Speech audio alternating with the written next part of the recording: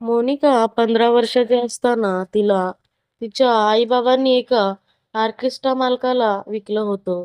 त्यानंतर त्या ऑर्केस्ट्रा मालकाने तिला दुसऱ्याला विकलं आणि दुसऱ्याने तिसऱ्याला. असे वर्षानुवर्ष चालले. तिला सतत कोणीतरी विकले आणि कोणीतरी विकत घेतले. मग एके दिवशी तिच्या आयुष्यात रोहित आला आणि मग मोनिकाचे डोळे त्या गर्दीत गेल्या अनेक महिन्यांपासून तिच्या मागे फिरणाऱ्या एका व्यक्तीला शोधत होते. जिथे-जिथे तिचा कार्यक्रम असायचा, तिथे-तिथे तो पोहोचायचा आणि अगदी शांतपणे कार्यक्रम बघायचा. कार्यक्रम संपण्याच्या बेतात असताना तिला फुलाचा सुंदर गुच्छ देऊन तो शांतपणे परत यायचा. सुरुवातीला मोनिकाने त्याच्याकडे लक्ष दिले नाही. पण जेव्हा तो त्याच्या प्रत्येक कार्यक्रमाला येऊ लागला, तेव्हा तिच्या मनात त्या तरुणाबद्दल एक कुतूहल निर्माण झाले, की तो कोण आहे? तर मित्रांनो, कथेमध्ये पुढे जाण्याच्या आधी तुम्हाला एक कळकळीची विनंती करत आहे. कमेंट बॉक्समध्ये मी माझ्या दुसऱ्या चॅनलची लिंक दिलेली आहे. तर प्लीज तिथे जाऊन सबस्क्राईब करा. तर मोनिका एक कुशल नृत्यांगना होती. बॉसच्या ऑर्केस्ट्रा ग्रुप सोबत तिचा रोज वेगवेगळ्या शहरात कार्यक्रम असे. एखादा पिक्चरच्या नायिकेप्रमाणे अतिशय सुंदर चेहरा असलेली गोरीपान देखणी मोनिका जेव्हा स्टेजवर नाचायची, तेव्हा अनेक लोकांची हृदये धडधडायची. तिच्या शरीराची लवचिकता, तिच्या कातील अदा आणि तिच्या ओठावरचे हसू याने हजारो लोकांना वेड लावले होते. पण वरवर दिसणाऱ्या तिच्या हसऱ्या, मोहक आणि मादक चेहऱ्यामागे खूप दुःख लपलेले होते. मोनिका अवघी 15 वर्षाची असताना तिच्या आई-बाबांनी अवघ्या 10,000 रुपयांसाठी तिला या ऑर्केस्ट्रा ग्रुपच्या मालकाला समीरला विकले होते. मग नृत्यातील प्रावीण्य हाच तिच्यासाठी शाप ठरला. पण मोनिकाने यावर आक्षेप घेतला असता समीरने तिला हवं तेव्हा आई-वडिलांना भेटायला जाता येईल असे आश्वासन दिले होतं. मोनिकाला ऑर्केस्ट्रा ग्रुपमध्ये सामील होऊन जवळपास 1 वर्ष झाले होते. दरम्यान तिने अनेक ठिकाणी आपले कार्यक्रम दिले होते. तिला पैसाही चांगला मिळाला. पण समीरने आपले वचन पाळले नाही. ना तिचे आई-बाबा तिला भेटायला आले, ना समीरने तिला कधी तिच्या घरी आई-बाबांना भेटायला जाऊ दिले. याउलट त्याने वारंवार तिच्यावर शारीरिक अत्याचार केले. थोड्या दिवसांनी तिला समीरचे मन भरले तेव्हा त्याने तिला दुसऱ्या ऑर्केस्ट्रा ग्रुपला विकून टाकले. यानंतर मोनिकाची पुन्हा पुन्हा विक्री झाली. प्रत्येक वेळेला तिच्या कलेसोबत तिचे शरीरही विकले गेले. पण मोनिका तक्रार कोणाकडे करणार? तेही अशा परिस्थितीत जेव्हा तिच्या जन्मदात्या आईवडिलांनीच तिला या नरकात ढकलले होते. मोनिका ही या आयुष्याला आता सरावली होती. जेव्हा तो तरुण तिच्या आयुष्यात आला, तेव्हा मोनिका दलदलीत अडकलेली, असहाय्य आणि भावनाहीन जीवन जगत होती. पण त्या तरुणाच्या एंट्रीने तिच्या आयुष्यात खळबळ उडवून दिली होती. मोनिकाने आता ठरवलं होतं, की त्याला आता थेटच भेटायचे आणि विचारायचे, की तो तिच्या का मागे लागला आहे. तिचा दुसऱ्या दिवशी कार्यक्रम होता. तो तरुण उद्याही येणार याची तिला खात्री होती. दुसऱ्या दिवशी प्रमाणे तो तरुण तिच्या कार्यक्रमाला आला होता. कार्यक्रम संपल्यावर तो नेहमीप्रमाणे तिला बुके द्यायला आला. बुके देऊन तो परत वळणार इतक्यात मोनिकाने त्याला थांबवले आणि विचारले, "गेल्या जवळपास 6 महिन्यापासून तू माझ्या प्रत्येक कार्यक्रमाला हजेरी लावतोस, मला बुके देतोस, पण काही न बोलता तसंच परत जातोस. असे का बरं? तुला माझ्याशी काहीच बोलायचे नाही का?" "कारण मला तू आवडतेस," तो गंभीर आवाजात म्हणाला. "असे सांगणारे गुपजन आहेत. असे बरेच लोक येतात. त्यांना मी आवडते. माझ्यावर त्यांचे प्रेम आहे असे सांगून सगळेजण मला मजा मारून झाली की आयुष्यातून निघून जातात. हे सगळे फक्त आकर्षण असते.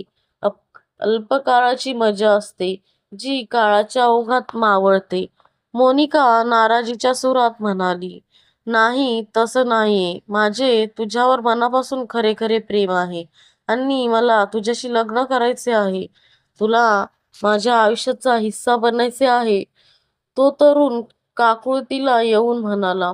हे शक्य नाही, मोनिकाने त्याला निक्षून सांगितले. का? कारण मी ज्या लोकांसोबत काम करतो त्यांना मी सोडून जाणे परवडणार नाही. मोनिकाने सत्य सांगितले. प्रश्न लोकांना काय हवे आहे हा नाही. प्रश्न आहे तुला काय हवंय? त्या तरुण बोलाला म्हणजे मोनिकाने न कळून विचारले. मी तुला नंतर सांगेन, पण त्याआधी तू मला सांग की तू तुझ्या सध्याच्या आयुष्यात खुश आहेस का? त्या तरुणाने विचारले. मोनिकाला त्याच्या प्रश्नाचे उत्तर देता आले नाही. ती थोडा वेळ त्याच्याकडे स्तब्धपणे पाहत राहिली. मग म्हणाली, मी नाही म्हटलं तर मग मी म्हणेन की तू हे म्हणले जीवन सोडून दे. तो तरुण बोलला. आणि आणि काय करू? काय खाऊ? कसे जगू? मला दुसरे तर काहीच येत नाही. या ऑर्केस्ट्रापायी माझे शिक्षणही पूर्ण झाले नाही. मोनिका असहाय्य होऊन म्हणाली, तुला काही उद्योगधंदा करायची गरजच नाही. तू फक्त माझ्याशी लग्न कर. तुला मी माझी राणी बनवून ठेवीन. आयुष्यभर तुझी काळजी घेईन. तो तरुण बोलला. तू भावनेच्या भरात हे बोलत आहे. तुझा हा प्रस्ताव मी स्वीकारू शकत नाही. मोनिका आपल्या खुर्चीवरून उठत म्हणाली, तसं नाहीये. तो म्हणाला, आणि बाय बाय द वे, माझे नाव रोहिता आणि माझे तुझ्यावर खरोखर प्रेम आहे. मी एक ना एक दिवस तुला ते सिद्ध करून दाखवेन. एवढा बोलून तो उठला आणि निघून गेला. यानंतरही प्रत्येक कार्यक्रमाला रोहित मोनिकाला भेटत राहिला. जेव्हा जेव्हा तो तिला भेटायचा तेव्हा तिला परत परत लग्नासाठी प्रपोज करायचा. सत्य हे होते की मोनिकालाही तो आता हळूहळू आवडू लागला होता आणि त्याच्या लग्नाचा प्रस्ताव स्वीकारून तिलाही या लाजिरवाण्या जीवनातून मुक्त व्हायचे होते. पण तिचा ऑर्केस्ट्रा मालक तिला इतक्या सहजासहजी आपल्या तावडीतून मुक्त होऊ देणार नाही हे तिलाही चांगलंच माहीत होतं. त्याच्यासाठी मोनिका म्हणजे सोन्याची अंडी देणारी एक कोंबडी होती. पण रोहितचे प्रेम आणि आपुलकी पाहून मोनिकाने त्याचा प्रस्ताव स्वीकारायचे ठरवले. एके दिवशी मोनिकाने रोहितला लग्नासाठी हो सांगितले. तेव्हा त्याचे डोळे आनंदाने चमकले. मोनिका क्षणभर आनंदाने खुललेल्या त्याच्या चेहऱ्याकडे पाहत राहिली.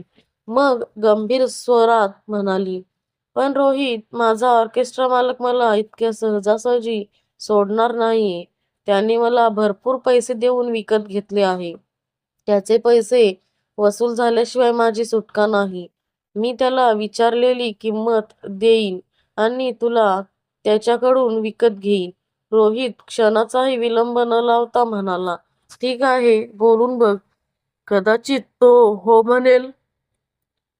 मोनिका म्हणाली. दुसऱ्याच दिवशी रोहित मोनिकाला सोबत घेऊन ऑर्केस्ट्रा मालकाला भेटला आणि त्याला सांगितले की त्याला कोणत्याही किमतीत मोनिकाला त्याच्याकडून विकत घ्यायचे आहे. कोणत्याही किमतीत. ऑर्केस्ट्रा मालक किमतीत या शब्दावर भर देत म्हणाला, हो, कोणत्याही किमतीत. रोहित निक्षून म्हणाला, 25 लाख. ऑर्केस्ट्रा मालक मोनिकाकडे पाहत म्हणाला, मला मान्य आहे. रोहित एक क्षणही वाया न घालवता म्हणाला. ऑर्केस्ट्रा मालकाला हवी ती किंमत देऊन रोहितने मोनिकाला त्याच्या आलिशान घरात आणले. एवढे मोठे घर आणि त्याची सजावट पाहून मोनिका आश्चर्यचकित झाली. तिने विचारले, रोहित, हे घर तुझे आहे का? तर मित्रांनो, या कथेमध्ये पुढे जाण्याच्या आधी कमेंट बॉक्समध्ये जी लिंक आहे त्या लिंकवर क्लिक करून माझ्या दुसऱ्या चॅनलला देखील सबस्क्राईब करा. रोहित उत्तर देतो, हो. रोहित तिच्या सुंदर चेहऱ्याकडे प्रेमाने बघत म्हणाला, आणि आता तुझेही मोनिकाच्या या सगळ्यांवर विश्वासच बसत नव्हता. ती भावडेपणे म्हणाली, "रोहित, माझा विश्वासच बसत नाहीये की हे सगळं खरंच माझ्या आयुष्यात होतोय. असे वाटते की हे सगळे स्वप्नातच घडते आहे. स्वप्न नाही, हे सारे सत्य आहे." रोहित तिला मिठीत घेत म्हणाला, "आपण उद्याच लग्न करू." मग दुसऱ्याच दिवशी रोहितने मोनिकासोबत लग्न केले. रोहितला आई-बाबा नव्हते. ते दोघेही कोविडमध्ये वारले होते. आणि मग त्याच्यानंतर त्यांची गडगंज संपत्ती आणि बिझनेस रोहितच्या नावे झाला होता. रोहितचेही तिच्यावर मनापासून प्रेम होते. मोनिकाला वाटले की रोहितसारखा मुलगा तिला शोधूनही सापडला नसता. त्याच्यामुळे जगातील सर्व सुख तिच्यापुढे आता हात जोडून उभी होती. अशाच आनंदात 3 महिने गेले. एके दिवशी रोहित ऑफिसमधून घरी आला आणि चिंताग्रस्त होऊन हॉलमध्ये बसला होता. त्याला असे बसलेले बघून मोनिकाने विचारले, "काय झाले रोहित? काही प्रॉब्लेम आहे का?" रोहित म्हणाला, "हो ग, प्रॉब्लेम तर आहे आणि तूच मला ह्यातून बाहेर काढू शकतेस. पण जाऊ दे, तू नकोस या भानगडीत पडूस. मी बघून घेईन काय करायचं ते." मोनिका म्हणाली, "अरे, असे का म्हणतोस? मी तुझी अर्धांगिनी आहे. तुझा प्रॉब्लेम तो माझा प्रॉब्लेम. आणि माझ्यामुळे जर काही प्रॉब्लेम सॉल्व्ह होऊ शकतं, तर तो मी नक्कीच करणार. सांग बरं काय झाले ते?" "अगं राणी, मी तुला कधी बोललो नाही, पण आई-बाबांच्या मृत्यूनंतर बिझनेस खूप घाट्यात चालला आहे. आज 2 वर्षानंतर 1 करोडची मोठी ऑफर आली आहे.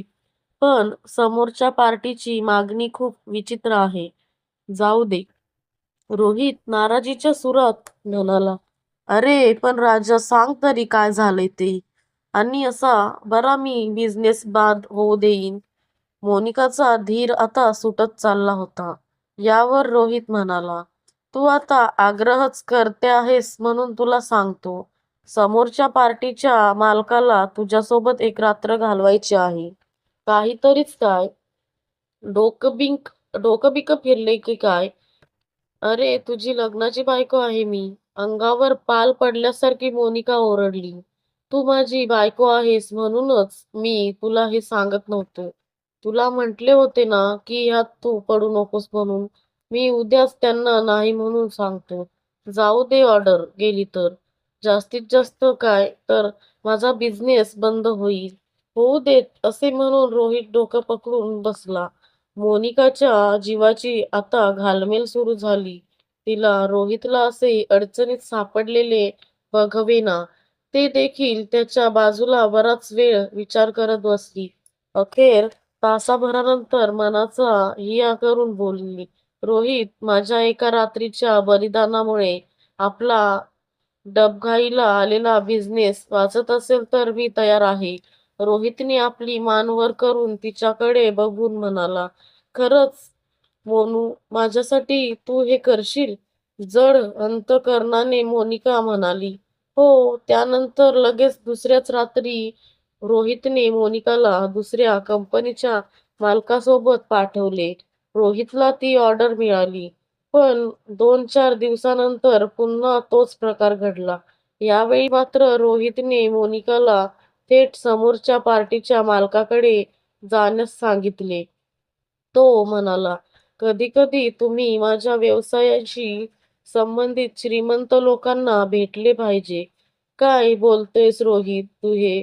मी तर फक्त एकदा हे सगळं ऐकून मोनिका आश्चर्यचकित झाली होती.